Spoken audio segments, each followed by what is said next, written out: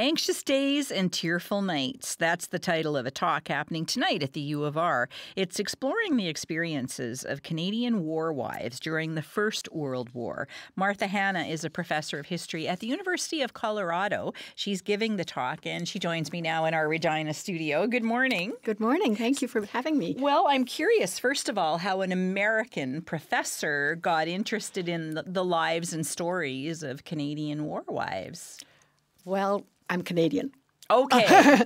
And my great-grandfather served in World War I, First World War, and was killed in 1916 and left a wife and I think it was 6 children. So my grandfather was a war orphan. And that was a really important part of the story of my family growing up. So part of it really goes back a long way. Yeah. The other part was I've been really interested in how soldiers connected with their families at home. And I've looked at that for France and for Britain.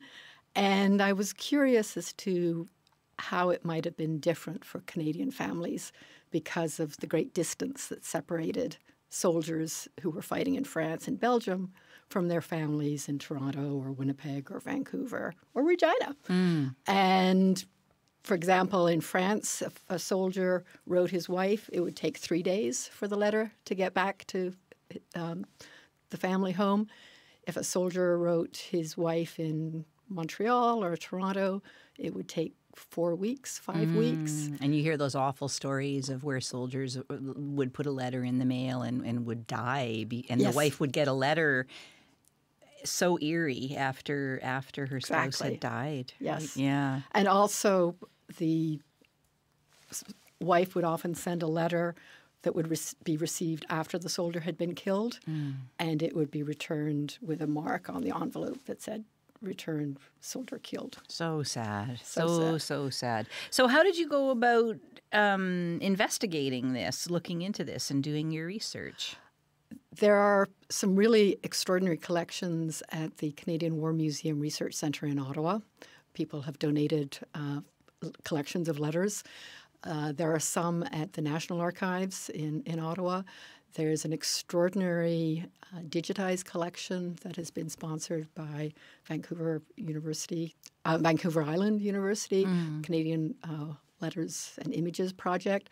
So there are quite extraordinary collections across the country. The National Archives have also digitized most of the service records of the Canadian soldiers who served, and you can glean aspects of their wives' experiences by looking at those records. And were there common themes that emerged? I took the title of the talk that I'm giving this evening from a speech that Arthur Meehan presented in the House of Commons in 1917 when they were talking about conscription. And it struck me as capturing the essence of women's experiences during the war. Anxiety and tears. And he was speaking about mothers as well as wives. And obviously, if your son were serving overseas, you would be extraordinarily concerned and anxious about his well-being. But that phrase about anxious days and tearful nights really captured for me the psychological stress that women so far away from their husbands would have experienced. But there were a lot of other more mundane stresses that women had to meet and challenges they had to meet. Managing a family home. We take it for granted that when we walk into a room, we can turn the thermostat up. We don't have to go outside and chop the wood or make sure that we've ordered the coal or that we have the money. We don't have to make sure that we've planted enough potatoes so that we can feed the kids for the next 6 months. Very practical concerns. Things. Winterizing a family home, something that every Canadian will recognize. You need to make sure the windows are tight and the doors are not drafty. Well, this was a really challenging enterprise in 1915 and 1916. And so soldiers would write very detailed letters to their wives. Instructions about putting ashes around the entranceways to make sure that the pipes going into the house would be protected from the frost. And a lot of wives ended up moving. They found that it was very difficult staying in the home where they had lived. Moving in with other moving people? with their parents. Yeah. In a lot of cases, especially wives who'd moved out west, decided to move back either to Ontario or to the Maritimes. About a quarter of all the Canadian wives that I've been able to locate moved back to Britain.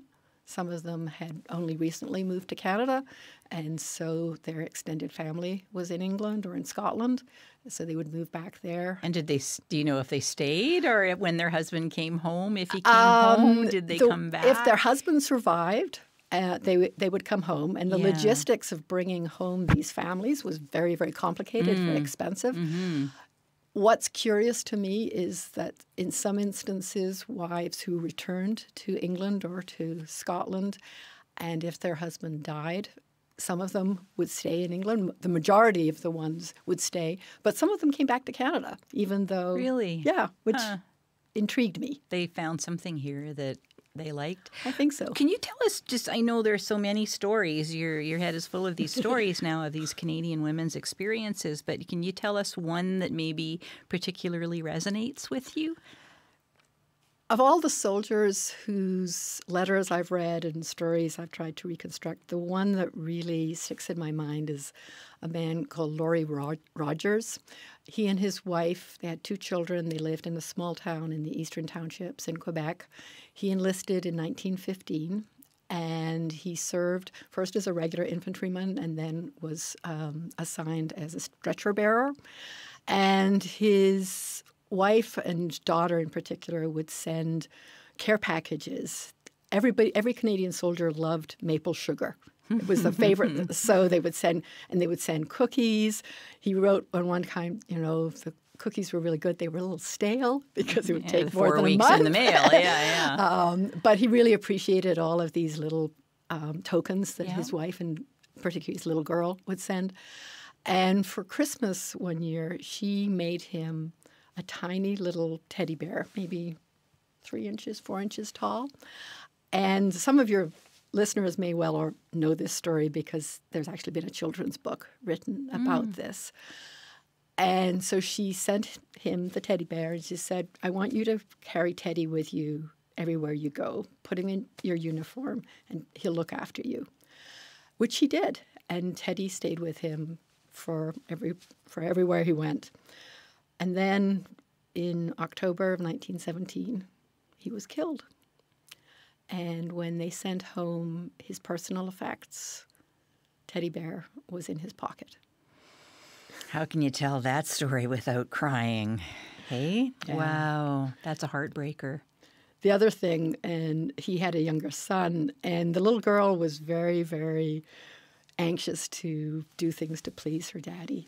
And the little boy was young and he wanted to just go play outside and play hockey and ride his bicycle.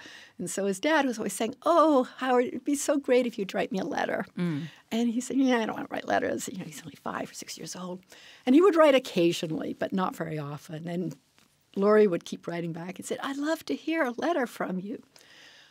And the other thing that was sent back with the uniform was a letter that the little boy had sent that arrived after his dad was killed. Wow. Some incredible stories there. Thank you so much for coming in. Thank you so much for the opportunity.